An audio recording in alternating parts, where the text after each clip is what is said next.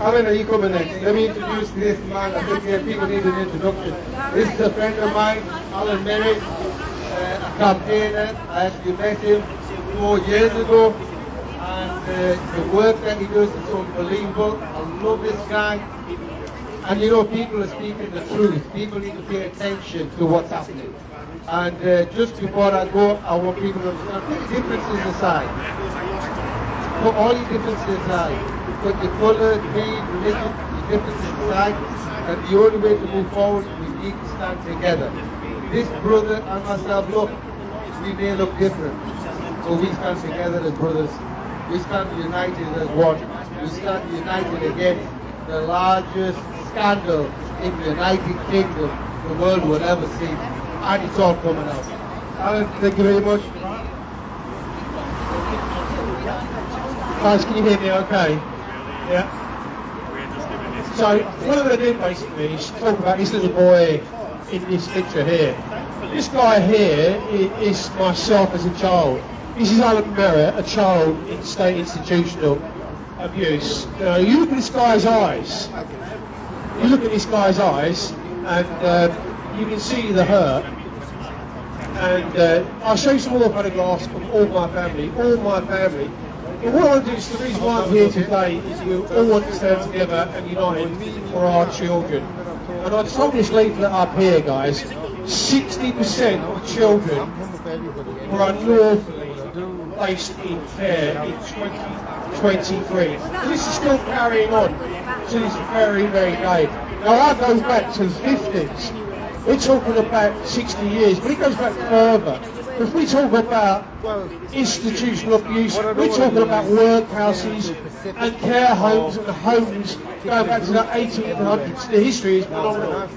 If you look at the history of the abuse that's been going on with our children being shipped all over the world. Let me just show you that guy, Alan Merritt, is the guy who couldn't speak out. The man that's here today is speaking out and will speak out. I'll drop the pictures to the floor so you can see. Look at the hurt in that poor little boy's eyes. Petrified, being absolutely waterboarded. The bathrooms in Beecham were torture chambers. They took you in there and then sexually, physically, psychologically abused you. Used carbolic soap. Put it in your mouth. Use 4 scrubbing brushes on your backs. Open wounds in your body and put the acid in your backs. That was childcare. There's a picture of myself with other children from the home. You can see all the little children. The guy in the background was one of 7 abusers that I had at Beecham. He would chase you around the playground and rifle through your pockets. You didn't possess anything as a child. I'm going to drop these photographs down. There's a picture of me and my brother at the children's home in Beecham. I didn't learn anything in the primary school in Beecham because I was abused by teachers. I was beaten with rulers. They say that blackball rubber's thrown at you and you hit over their knuckles with rulers. It's absolutely true. They used to beat you, never learn anything in there. And they called me retarded, things like that, and called you little boy. This is a picture of my sister Margie. Look at the abuse in her eyes. Look how Margie was abused horrifically. What they did is when I went into Beecham, I'll tell you the story, from 0 to 6, I was put in 4 to 5 children's homes. It was called respite care. Back and forwards to your home where they didn't think your parents were capable of looking after you. At 6 years of age, I went before a juvenile judge. The judge is looking down at this little boy at 6 years of age. Would you like to go to the seaside, sonny boy? Would you like to go to the seaside? Little boy's never been to the seaside. He wants to go to the seaside because he's never been there. And he's put in a place called Beecham, a very, very, very abusive children's home. 24 cottages in this home, 12 at one end and 12 down the other. I had 2 sisters, 1 brother and myself, 4 of us. My sister, 1 of them. We were all put in separate cottages. They would not put us together as a family.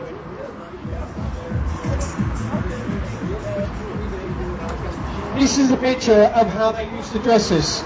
They used to put you in these shorts, and then in these shorts, they used to slap the backs of your legs so viciously, so hard, it used to stink. and you'll be jumping up and down trying to avoid this punishment as being slapped. They'd whack you around the earlobes, they would wrap you around the back so that all the weak spots on your body, they will abuse you. I was in the dormitory one night, and Audrey Wilson, one of the houseboats, we had to call them aunties and uncles in his children's home. The dancing patterns from the street lights, because it was called Beach Home, was lined by beech trees all the way down. They formed this dancing pattern on the ceiling. This little boy, Alan Merritt, was looking up at the ceiling. You can see this dancing pattern. It was broken by a big body, shadow over his body. That woman was Audrey Wilson. Her in her hands and molesting a child called Alan Merritt. She touched a little boy, and what measure a woman, and it's all about men abusing, women abuse men, children as well. And she was touching this boy, and what doing jobs about this little boy, I don't know.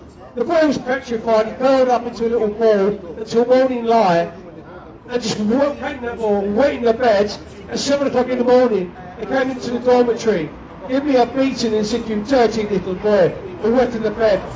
Stripped me naked, took me down into the bathroom where they beat me, told me to wash my sheets in cold water, and then made me get in the bath in cold water where they beat me, scrubbing with 4 scrubbing brushes and carbonic soap. The bathrooms were the torture chambers, they waterboiled you. I went into a cottage called Larch after the Burnham. I was physically, sexually and mentally abused in Larch by Ian McLaren. He would punch you with his fist, a grown adult in his 30s, punching a child in the stomach, in the head. He used to beat you. There were bathing children at 12 years of age in Larch Cottage. The abuse was synonymous with Big Joe. In all the cottages that I know with. If I put it like I had 4 families, if I say 7 cottages, I was in 4 of them, I say 7 cottages out of 24, that's how bad the abuse was in Big Joe.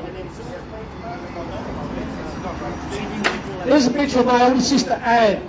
Look at her, all the children's eyes that I've shown you on these pictures today. Look at her, my eldest sister. I was the youngest of all of them, the run of the litter. I used to run to my eldest sister, call her Mummy Anne, because I didn't have a mother. My mother would hit me over the head with stiletto heels. My father would beat me with a leather belt at home. My abuse started before I even went into state care. This is Margie as she got older. Margie's a beautiful woman. Who on earth would want to harm a woman, and a beautiful woman like this? Who would want to harm a child? It's absolutely disgraceful. When you go to the police and talk to the police about this, they do nothing. I went to the police when I was in Beach Home.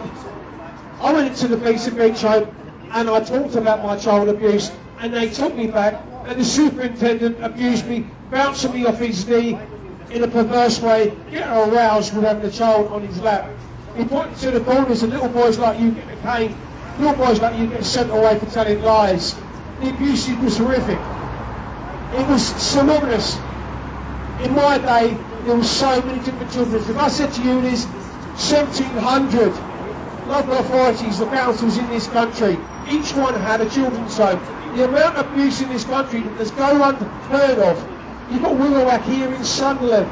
The abuse was off the Richter scale. Some of the children have like Brian, they've got compensation. You've got Shirley Hopes, you've got Beechwood and Melanie Shaw. You've got Shirley Hopes, you've got Beach Home. There is so many. You're not fit for birth with social services. Absolutely lies, cheats and storytellers, as Reagan's told you. I could tell you more, but I'm going to give somebody else a chance today. I carry on doing what I do today because I've written to every single politician, and not one of them will stand up in Parliament and turn around and hold a public inquiry into the abuse that not only I, but all my family suffered in Beech Home. The Beech Home is like Beechholme. If you Google it, you see photographs, and there's a story on there by Kathy Fox, and it gives you survivor stories. I'm under AM in that Kathy Fox story about Beech Home. That is the actual interim report. It tells you the whole story of the children's home I was in. Thank you for allowing me to speak here in Sunderland today. Respect and love all our children. God save our children, everybody.